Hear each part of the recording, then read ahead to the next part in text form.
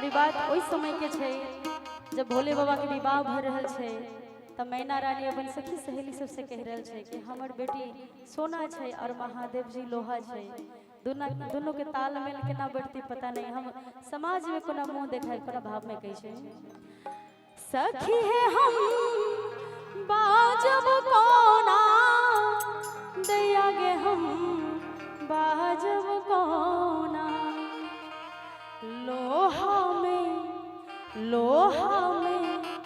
लोहा में सैट गेलै सोना हम बाजब हेलो लोहा हेलो हेलो सैट गेलै सोना। एक सेकंड रुकिए नहीं,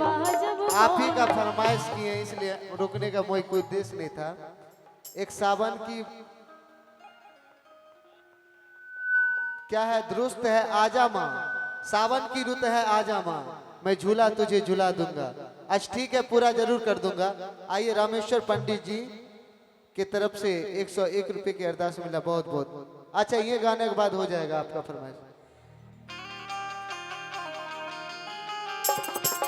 हम बाजब कोना लोहा में सैट गेलै सोना हम बाजब कोना सखी है हम बाजब कोना दैया गे हम बाजब कोना सखी है हम बाजब कोना दैया गे हम बाजब कोना। बोले शंकर भगवान की मैया पार्वती की लोहा में सैट गेलै सोना हम बाजब कोना लोहा में सैट गेलै सोना हम बाजब कोना।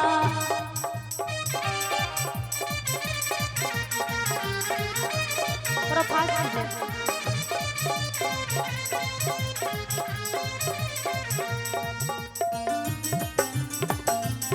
आहा अरे अरे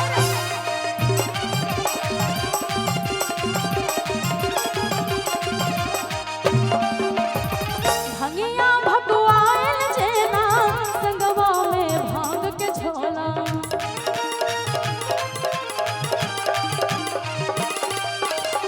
भंगिया भगवान जेना संगवा में भूत के सेना भंगिया भगवान जेना संगवा में भूत के सेना गौरी के लिखल छाल के छोना हम बाजब कोना गौरी के लिखल छाल हम बाजब कोना सखी है हम बाजब कोना दैया गे हम बाजब कोना सखी है हम बाजब कोना दैया गे हम बाजब कोना लोहा में सैट गेलै सोना हम बाजब कोना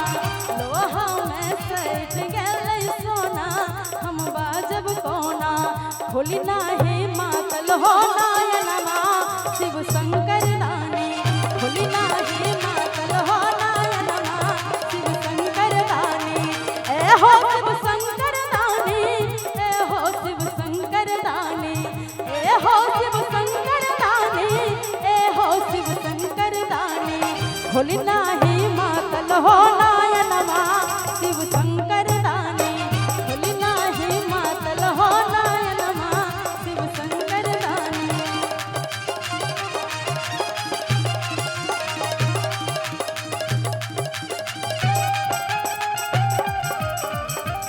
आहा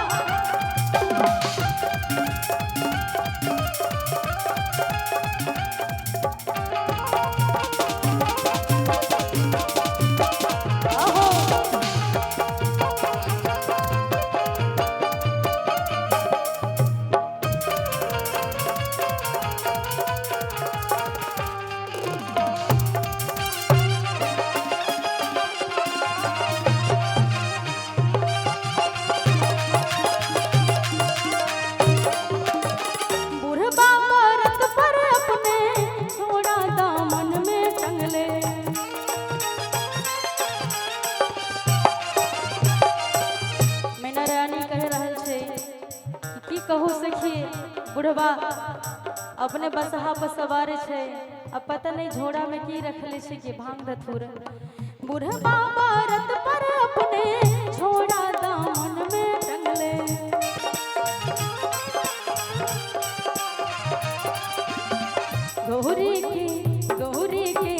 गौरी के लिखल छाल के छोना हम बाजब कौना गौरी के लिखल छाल के छोना हम बाजब कौना सखी हम बाजब कौना दया गे हम बाजब कौना सखी हम बाजब कौना दया गे हम बाजब कौना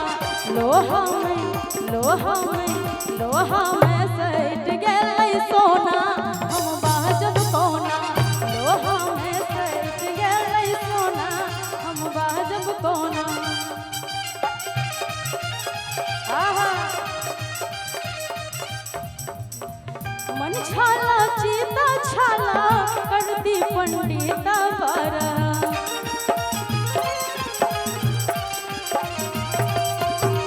मन छाला चीता छाला करती पंडिता बारा मन छाला चीता छाला करती पंडिता बारा कहथिन विद्यापति लिखल विधना हम